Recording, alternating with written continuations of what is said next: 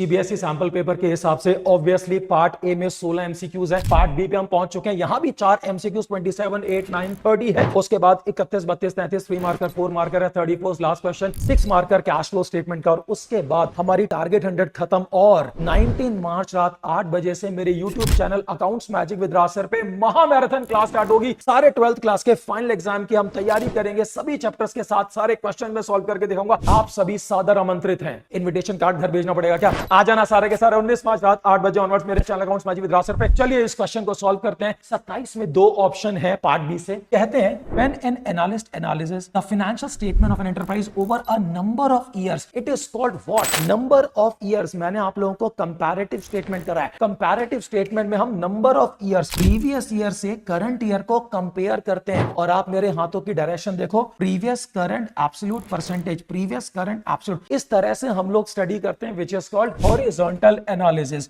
दूसरा है dash will result in increase in liquid asset without affecting the current assets. जैसे कि आप लोगों को दोनों के फॉर्मूलाज पता है, current ratio current assets over current liability, quick ratio quick assets over current liability. Sir ji ऐसा क्या सोचा जाए जिससे करंट रेशियो तो छेड़ ही ना जाए, सिर्फ क्विक रेशियो इंक्रीज हो? इनमें से सबसे आसान आंसर है कि स्टॉक को आप पार पे सेल करें। देखिए स्टॉक को सेल करने से जितने करंट एसेट्स कम होंगे ठीक उतने से कैश इंक्रीज होगा, यानी कि वो सेम रहेगा। और क्विक एसेट्स में क्योंकि स्टॉक नहीं आता, स्टॉक जाने से कोई फर्क नहीं पड़ेगा क्विक एसेट्स और क्विक रेशियो को, लेकिन हाँ यानी कि क्विक रेशियो इंक्रीज होगी और करंट रेशियो सेम रहेगी। और इस तरह के क्वेश्चन चाहिए आपको पीडीएफ कमेंट लिखना, आपको मिल जाएंगे, हमेशा मिलता है। उसके लिए thank you so very much.